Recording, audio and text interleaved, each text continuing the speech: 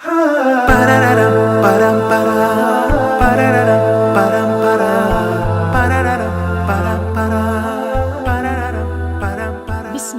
alhamdulillah, wassalatu wassalam ala rasulillah. Dear brothers and sisters, assalamu alaikum wa rahmatullahi wa barakatuh, and welcome to another episode of the Love Sheikha. I thought before I start this episode, I should explain to you why the podcast series is called the Love Sheikha, because it might sound like a bit of a weird name. Well, the background to it is that many years ago I was a writer for Sisters magazine. My editor, Naima Robert, she noticed that I was very passionate about writing about marriage and issues to do with keeping your marriage strong and alive, and I was a real advocate for the family and motherhood and all things related to Muslim families. And so she, as a joke, would refer to me as Love Sheikha. And so when it came to this podcast series, and it's a series in which I really want to address some of the issues that families face, in particular people face with in relation to marriage, whether it's before marriage or while they're married. I really wanted to address the sorts of things that people have been asking me about over the years, but also I really wanted to talk about what helps keep a marriage strong, right? What helps keep the spark alive, and how we can make good decisions when it comes to marriage, right? Because there's no relationship that you're going to go into once you become an adult that's going to be more significant and more kind of impactful on your life than marriage and the person you choose to be your spouse, right? And choose to live hopefully the rest of your life with. So bearing that in mind, and bearing in mind that family is really the cornerstone of society, right? Or it's a microcosm of society. If we have healthy families, we have a healthy community, and we have a healthy ummah. Because of all of that, I really wanted to start a series in which I could address some of the questions that people had. And I thought I'd just call it the Love Sheikha because of that little nickname that my friend Naima had given me those years ago. Anyhow, in this session, we're going to be answering a question from a sister who wrote into me. And she says that she's just reached about the age of 20, and she's still studying. She's at university, and she says, I don't know whether I'm being hormonal. I've been wanting to get married in order to avoid falling into temptation, and I don't free mix, she says, with brothers, and also I prevent myself from haram relationships.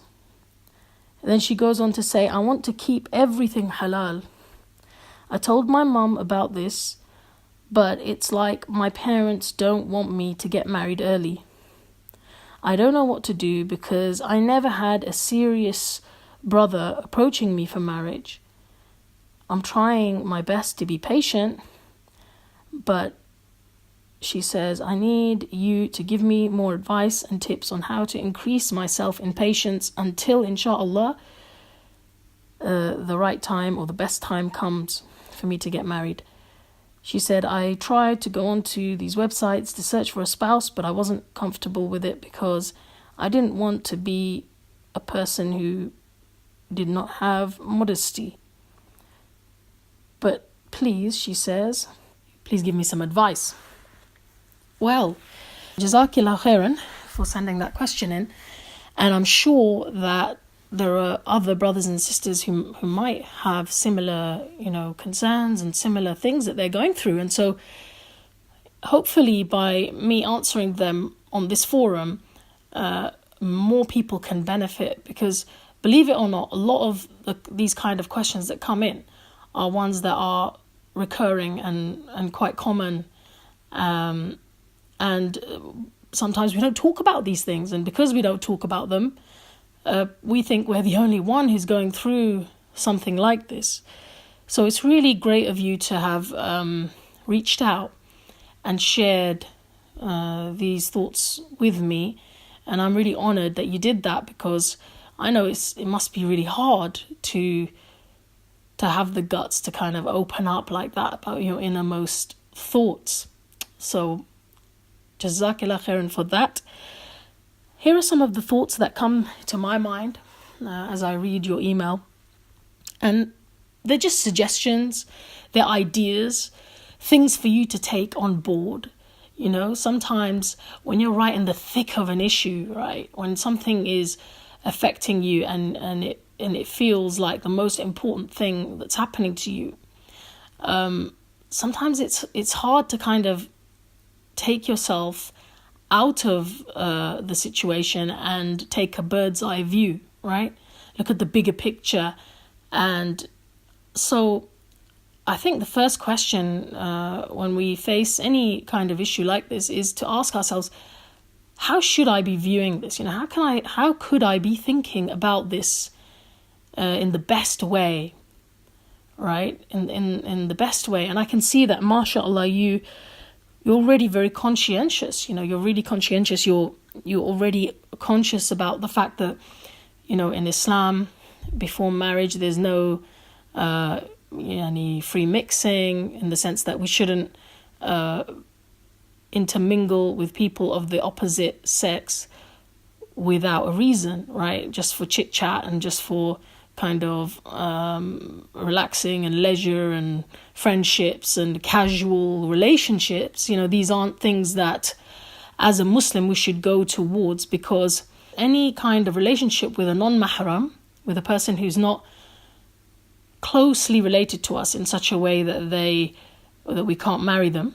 So obviously we're not talking about our brothers, our fathers, our uncles, our sons, our nephews, you know, certain nephews and certain uncles that are very close to us, etc. We're not talking about them. They are our maharim, right? The mahrams. What we're talking about is non-mahrams, the people who aren't so closely related to us. In other words, people who we could potentially get married to. Any kind of casual relationship with those people is something that Islam does not allow, right? Of course, a person can say salam to people. Of course, a person can, if they need to, you know, have interaction and transactions with people of the opposite sex, right? So we might have to work with or, you know, study with people of the opposite sex. However, when it kind of goes casual and it becomes like very light-hearted and almost like bordering on friendship and then spilling into flirtation, etc., then, you know, that's very problematic, because Allah subhanahu wa ta'ala, when he forbade zina, or you know, fornication and adultery, sex outside of marriage, when he forbade it, Allah subhanahu wa ta'ala also forbade all the things that can lead to it, all the steps that lead to it.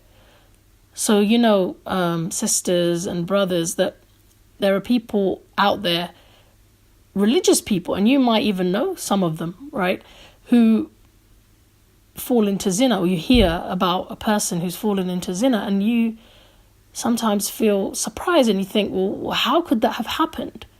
You know, they're quite a religious person, and they were careful and they were conscientious about their prayers and their hijab and things like that. How could such a person fall into zina? If you were to look deeper, you'd find that it doesn't happen overnight, it doesn't happen suddenly. In other words, it doesn't happen in one step. No, shaitan usually works on a person slowly but surely, making them lose their standards, right? So perhaps first it will just be looking at somebody of the opposite sex. Perhaps then it will be moving towards them and starting a conversation, chit-chat. And then maybe it will be texting. And then maybe it will be meeting up. And shaitan will trick a person to slowly think, there's nothing wrong with that. Come on, you've got good intentions, right? You're doing it for da'wah, or you're doing it with a good intention in mind, right? And before you know it, before a person knows it, they have gone so far from what their principles were.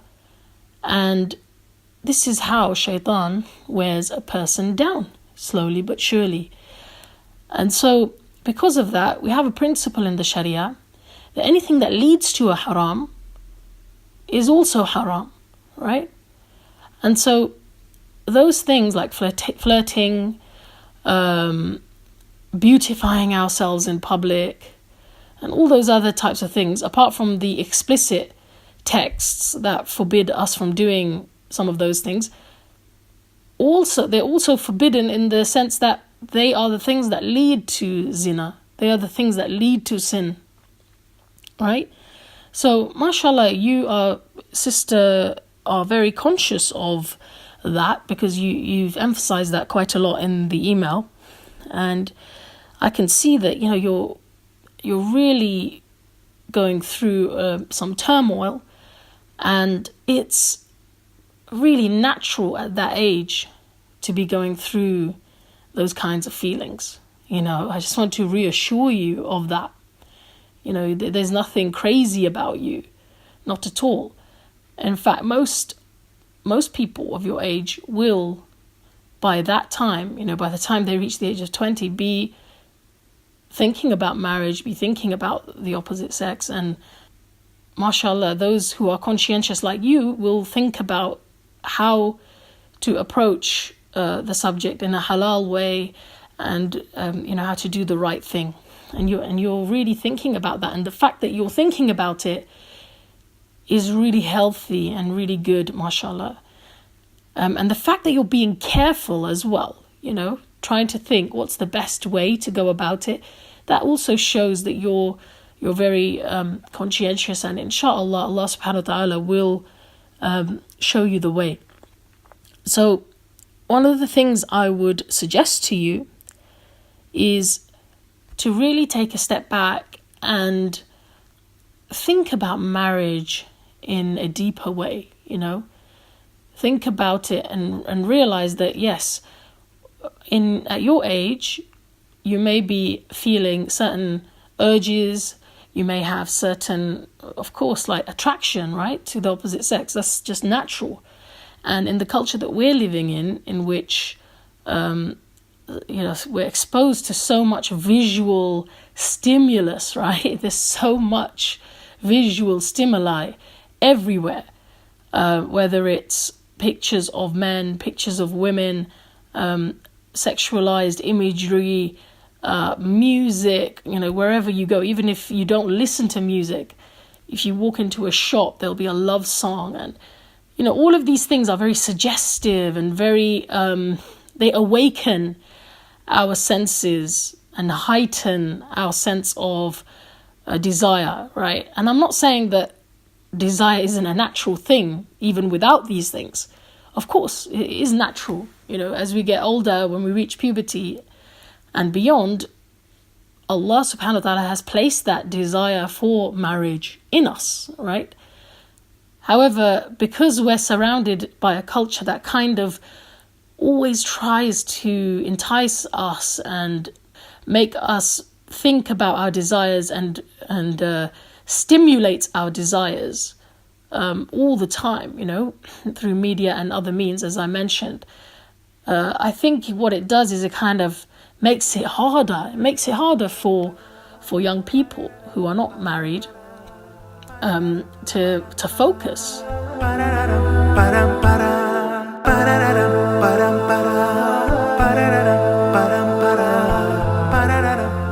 So you've identified that the desire to get married is there.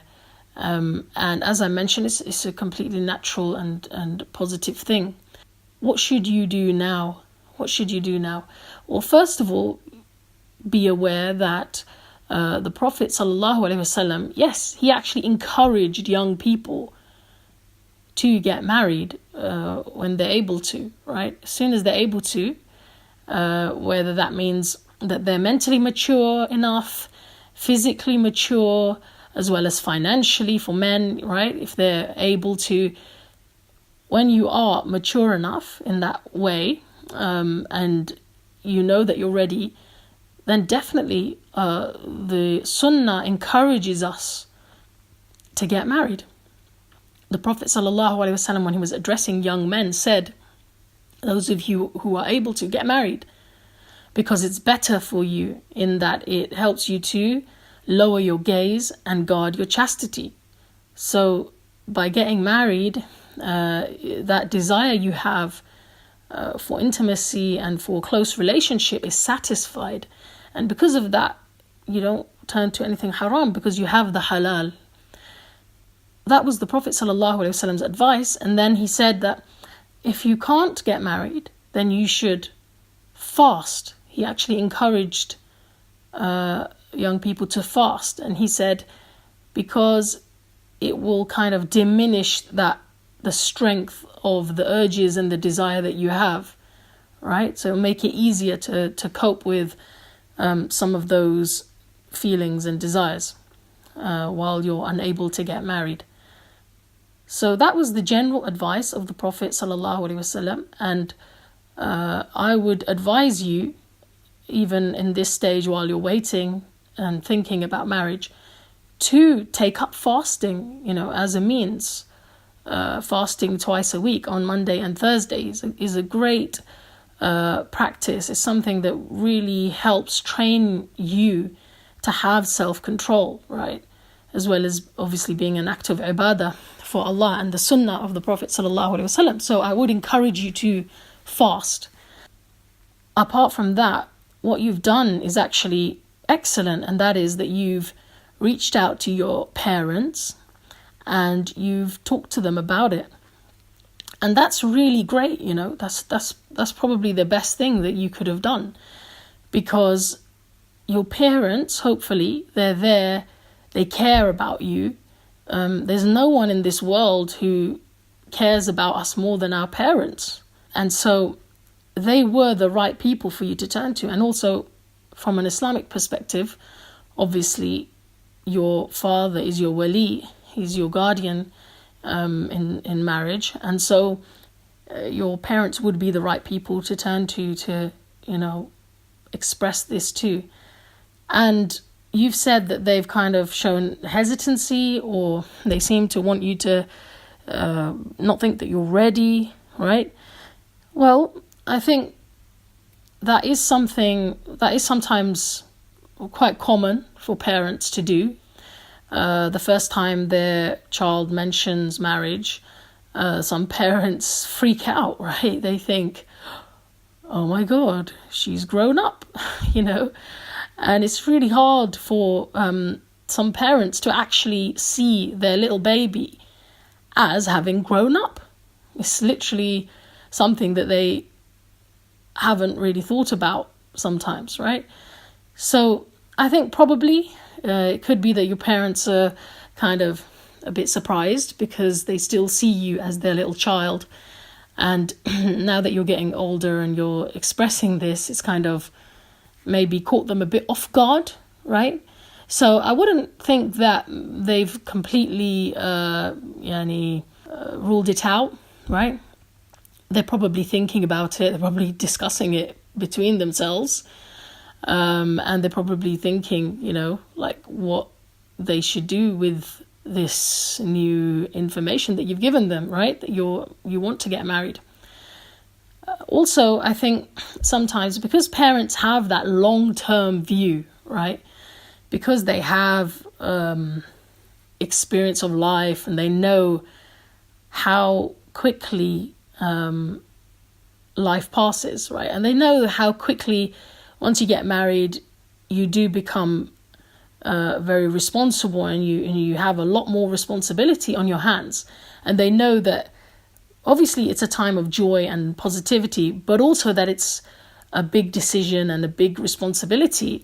I think sometimes that can weigh heavily on parents, right? And so they might be a bit hesitant to for you to enter that domain at this age. And it could also be that because you're a student, they think that it might be a distraction away from your studies, right? So it might be worth kind of completing your studies. Now, obviously, I'm just mentioning that as like from your parents' point of view, right? But Islamically, the ideal is that parents should not delay their children getting married, especially once their child has expressed to them that they need to get married or that they want to get married. Because the longer you put these things off without a good reason, the more danger there is for a person to fall into sin. And that's something that no parent should ever risk, right? Because if a child comes to their parent and says, I want to get married, I need to get married to stay away from sin. And obviously, you probably be too shy to say that to your parent, right? I'm going to fall into sin. That's not something you want to kind of express to your parents. But, being intelligent people, they could probably figure out that the fact that you're coming to them, you have certain feelings and needs. And so you've come to them asking them to help you, right? And so really the correct response to that is to take that very seriously.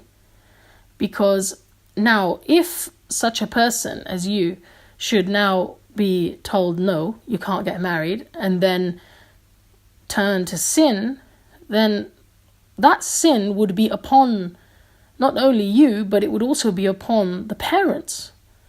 Because they did not facilitate, or they put a barrier between you and getting married.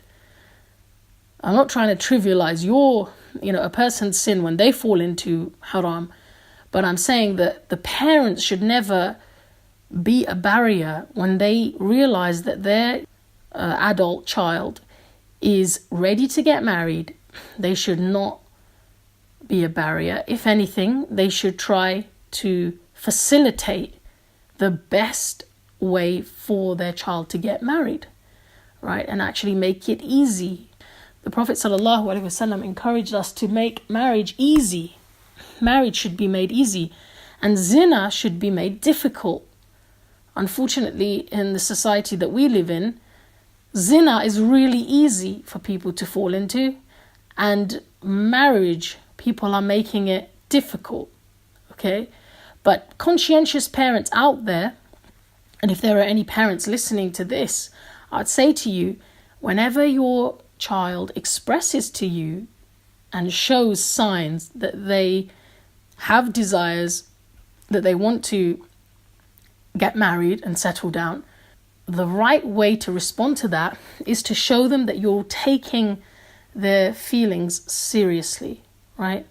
Not that you're completely disregarding their feelings, because unfortunately I've seen situations where when parents write off the idea of marriage and kind of treat their young adult child as some kind of immature imbecile, what can happen is that adult child will then harbor a lot of resentment towards their parent, right? And then will take that resentment and it can manifest itself in various ways, various harmful ways. So as parents, we always want to make our children feel that we're on their side, because we are on their side. The fact that you went to your parents, I would have hoped that they would have kind of really appreciated that you could come to them, and would have made you feel safe in being able to come to them. And maybe they did do that. But that is the right way for parents to have responded. Now, if you're saying that they're not responding in that kind of positive way and they're kind of showing negative signs or trying to delay things, maybe, as I said, it was a bit of a shock to them that you brought the subject up. And maybe what you can do is wait for a better time, a time when your mum is in a really good mood or in the mood for a really good private chat with you. Maybe you can take your mum out, and have a one-to-one with her over coffee or something like that. And I would encourage you to approach your mum, because usually mothers, they have a lot of empathy with their daughters and with their children. And so in a different kind of way to dads, right? And sometimes it's better to approach one parent privately by themselves. And then that parent can then present the situation, once you've kind of convinced one parent, and once you've kind of shared your views and your feelings and poured yourself out to one parent, and they can empathize with you and understand you and sympathize with what you want, then hopefully they could then go to the other parent and convince them. Sometimes that works better than for you to kind of directly sit both parents down, because sometimes parents feel awkward in that kind of situation. So what I'd encourage you to do is to think, which of your parents do you have that kind of close relationship with, where you could talk about what's in your heart, and if that's your mum, then I would really encourage you to take her out, to have a nice, private moment with her, where you could just say to her, look, Mom, this is something I've been thinking about. Please, I've come to you because you're my mom, and I want to do the right thing, I want to do the right thing, and I want to take your advice on board. Show your parents that you care about their opinions, right? And just say to her, what's the best way for me to think of this, right? I feel that I would like to get married, but obviously I respect you, and I respect the fact that you want me to study and that I am studying. So what would be the best way for us to look at this? That would be a great way for you to kind of have an open conversation, because instead of kind of saying to your parents, this is what I want, what you're doing is you're putting the ball in their court and saying, these are my feelings. What do you think is the best way to deal with this? How can we do this in a good way? And if your parents are religious, and even if they aren't particularly religious, it might be worth mentioning, in that conversation somewhere, what the Prophet ﷺ said, and that this is just a natural thing. A lot of people of your age start thinking about marriage, and so you want to share with them that, you care about their opinion and that you love them, and you want to do things the right way. And what that will hopefully do is soften your parents' heart and really make them feel that significant and important in your life, and not that you're kind of trying to leave them, or any kind of feeling of fear of kind of you moving away from them will dissipate, hopefully, if you emphasize the fact that you're not trying to run away, you're not trying to move away from them. What you're trying to do is do what's natural for somebody of your age, but you want to do it in a nice way, right?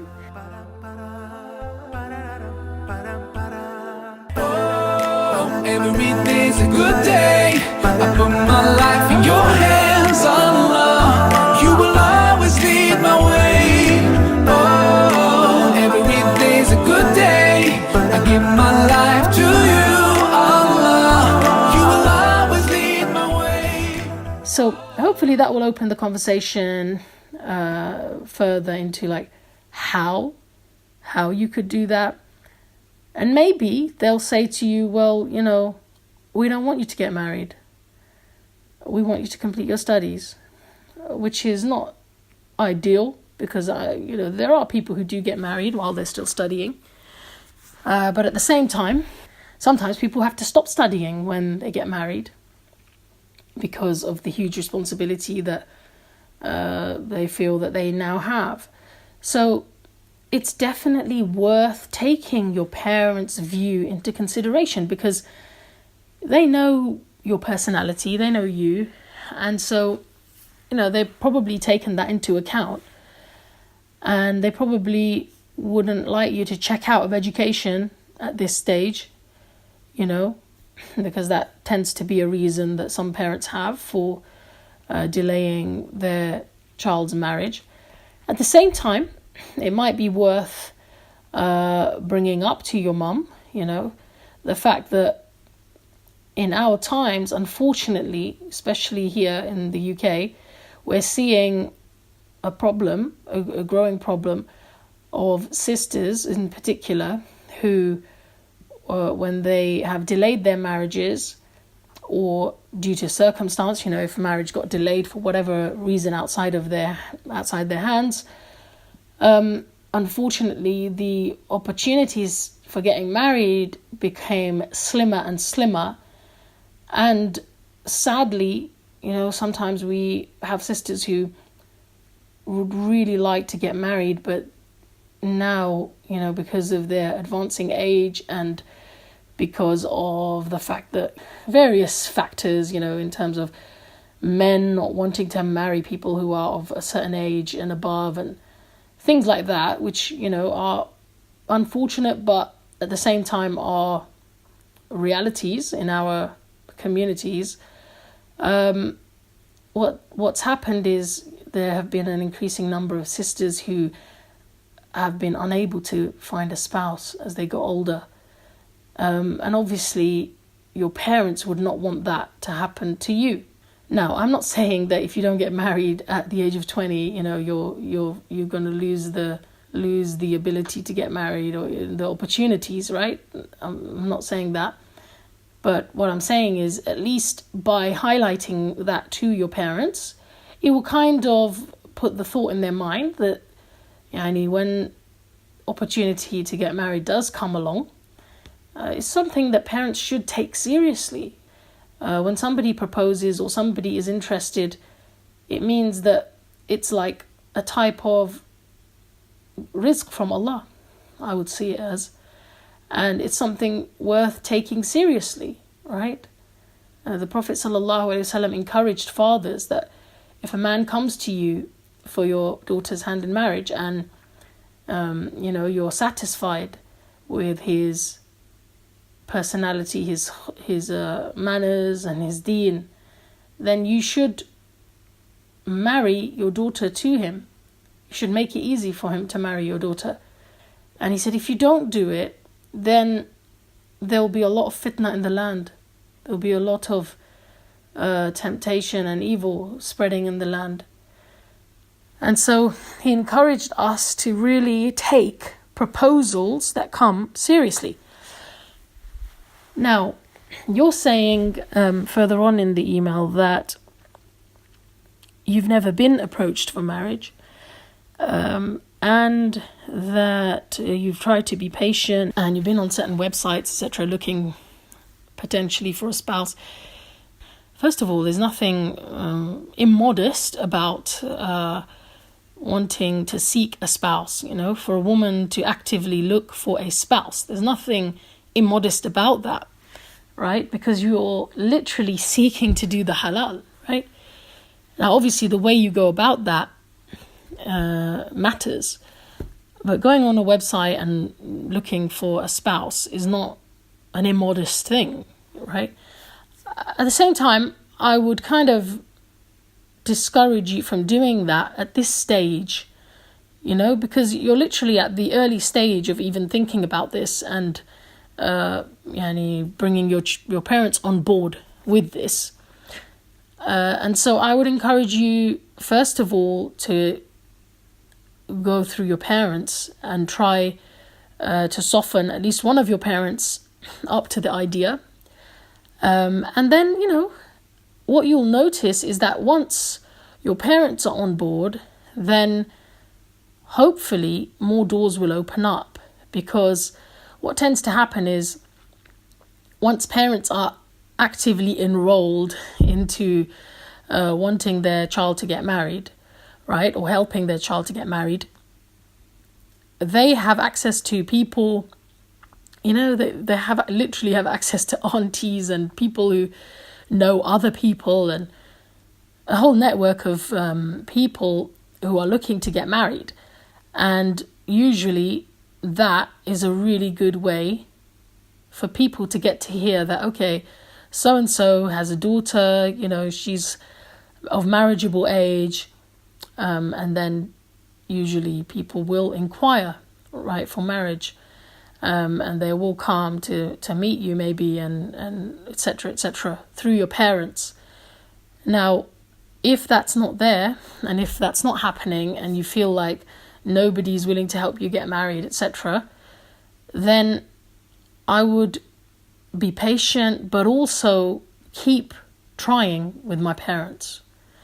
Because what I wouldn't want you to do, sister, is to go online or, to kind of develop a relationship with somebody and then your parents shut it down, and for you to have any kind of emotional attachment to that person, because that's going to really hurt. That's going to really hurt. And what I would instead encourage you to do is to keep working on your parents. Even if that means, okay, they don't respond well, and to wait for a few weeks, right? And then try again at a good moment. Find a time when your parent is in a good frame of mind to talk to you, and really try to enroll them into what you're trying to do, right? Into your vision, into your why. Why is marriage important to you? Why are you ready for marriage now? It's really important for you to share some of those thoughts in a sensitive way with that parent, even if it means waiting a few weeks and then doing it again. If you go online and then you find somebody and you really like them, and your parents are not even enrolled in the idea of helping you get married, that's going to be a very negative and painful situation for you to be in. So at this stage, I would focus on trying to get your parents on board, right? And if somewhere along the way a proposal comes along, or somebody comes along, or you meet someone who you would really like to get married to, then don't allow that relationship to develop to a situation where you're emotionally attached to that person. I would really discourage you from doing that. And I know that it's easy to even form emotional attachments to people without doing anything like haram. You can literally become infatuated with somebody, or you can start really liking somebody from a distance. And I know it's really hard. I know it's hard. I've been at that stage of life myself, and it is hard. But forming any sort of attachment doesn't make it easier. It will make it more painful. So in the meantime, sister, while, maybe your parents are delaying it a bit and etc., what I would really encourage you to do is to develop yourself as much as you can, to be the best Muslimah that you can be, and to be the best wife and the best worshipper of Allah that you can be. There's no shortage of things that you could be busying yourself with while you're not able to get married. For example, seeking knowledge of Islam, learning tajweed of Quran, learning the basics of your religion, and then progressing in that, and really studying Islam seriously, as well as your other studies, and developing yourself in whatever way you can for adulthood, right? I would really encourage you to do that, because what can happen sometimes is that when you're at this age, you feel really like you really, really want to get married, and it's so urgent on your mind. And then when you do get married, sometimes you can start thinking, oh, I wish I had done this. I wish I had learned this and that before I got married, before I had responsibilities on my hands, because I know a number of sisters, for example, who did get married and they had children very quickly after that. And, they now, after they've had children, they're trying to learn tajweed of Quran. They've realized how important it is for them to be able to read the Quran properly, to be able to know their Islam properly, because now they're going to be a mother, right?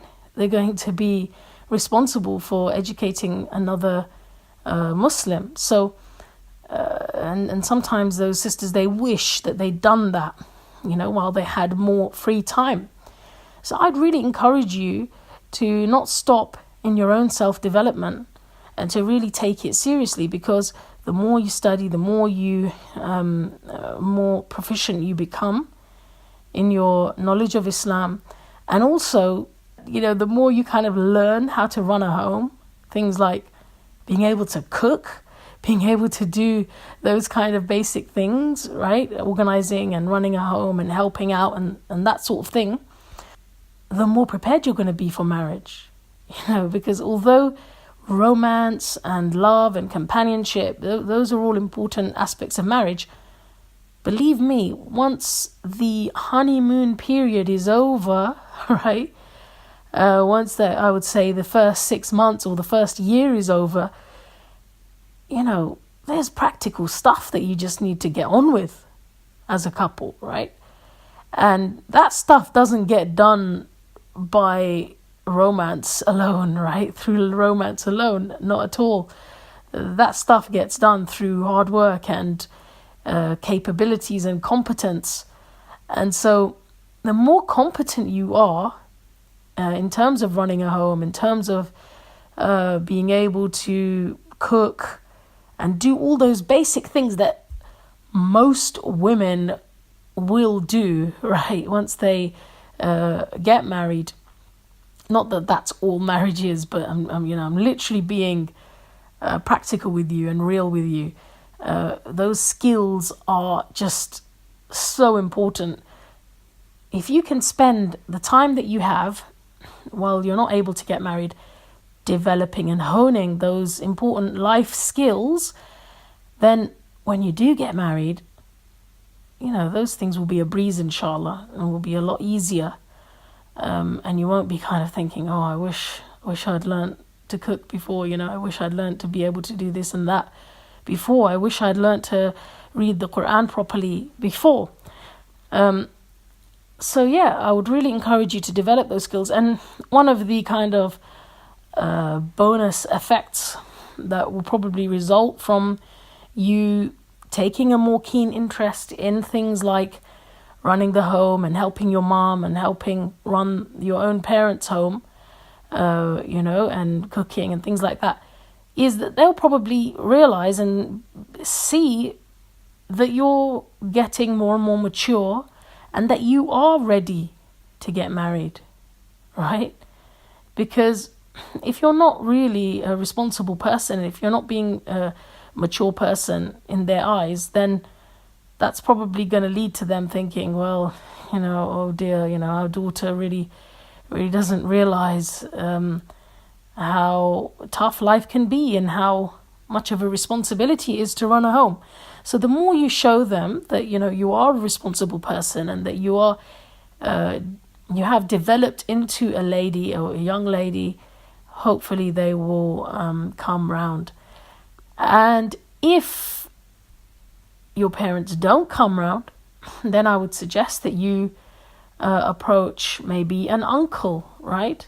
Or an auntie, somebody who is close to one of your parents and really kind of somebody obviously who's of good character and will be able to keep things private, and also somebody who maybe would be a really good advisor if you know somebody like that, who could probably talk to one of your parents about it, right? But again, always emphasizing to your parents that you respect them, that you love them, you want to do things properly, you want to keep them involved, their opinion is important to you, and that you just want them to show you what's the best way to go about it, in the best way. And, being open to whatever issues they raise and being willing to not necessarily reply to every issue that they raise straight away, just say, oh, let me think about it, and be willing to consider.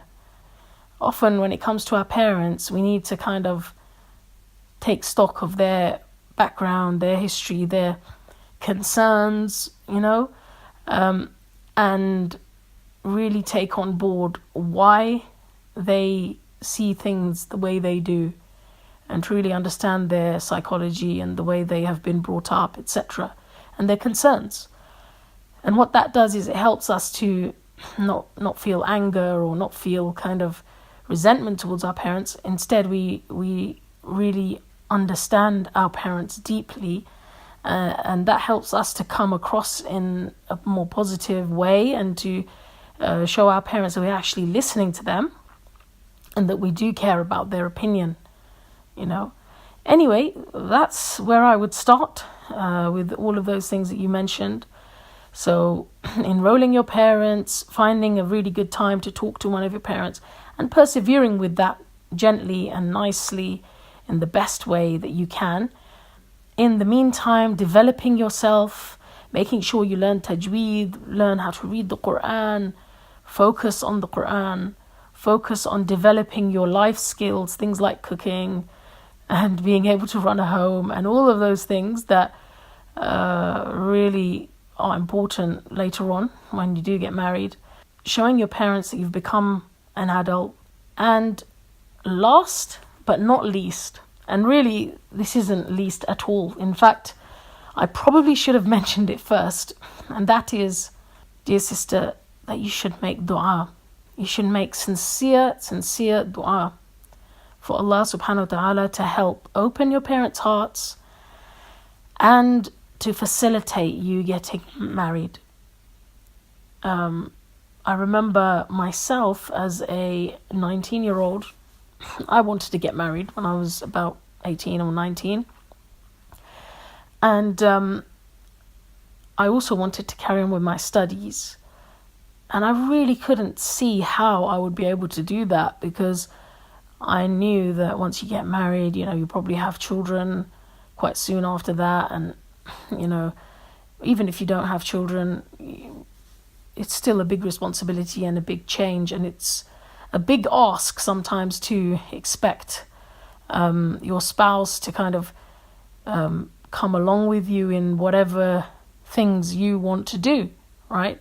Although obviously it's something you can mention when you're getting married and negotiate. And it didn't feel to me like it was a very easy thing for somebody to accept, their wife studying full time or studying at all while trying to run a home, etc. So I remember one of the du'as that I would always make to Allah was this. I would say to Allah, Ya Allah, I want to get married and I want to be able to study. And I don't know how I'll be able to do the two of them, but nothing is impossible for you, Ya Allah. And so, Ya Allah, somehow make it possible. Somehow facilitate it, Ya Allah. Nothing is impossible for Allah, subhanahu wa ta'ala. And it's Allah who turns people's hearts. He's the one who's going to soften your parents' hearts, right? He's the one who's going to help you find a spouse, ultimately. And he's the one who's going to show you the right way. He's going to show you the right way. So I would really encourage you to make sincere dua. Pour your heart out to Allah. Literally tell Him everything that is in your heart. Every feeling that you're feeling. Every pain that you feel. And tell Allah subhanahu wa ta'ala, although He knows, tell Him, Ya Allah, I just want to seek the halal. I want to do things the halal way. And Ya Allah, I want to keep your laws. I want to obey you, Ya Allah. So Ya Allah, make it easy for me. Ya Allah, facilitate marriage for me. How do we spend these days and lonely nights? In my sujood, I call to you To ease this hardship this dunya has put me through. In my sujood, I call to you. You ease my pain, I only find my peace through you. In my sujood. And inshallah, Allah subhanahu wa ta'ala will respond. And if it becomes really difficult, please wake up in tahajjud in the last third of the night and pray 2 rak'at for Allah. And in your sajdas, make dua that Allah subhanahu wa ta'ala helps you to find a spouse, helps you to get married, and facilitates it and makes it easy in the minds of your parents. So dear sister, I hope that all of that has been useful to you. It's a starting point. It's not meant to be like, a long-term strategy. It's really, a kind of a mid-term or short and mid-term strategy for you. And I pray to Allah that Allah subhanahu wa ta'ala makes it easy for you, and Allah subhanahu wa ta'ala grants you a wonderful spouse, and that He helps you in every single way. And hopefully, Allah subhanahu wa ta'ala will facilitate your marriage. Jazakillahu khairan. I hope that helps. Assalamu alaikum wa rahmatullahi wa barakatuh. Every day's a good day. I give my life to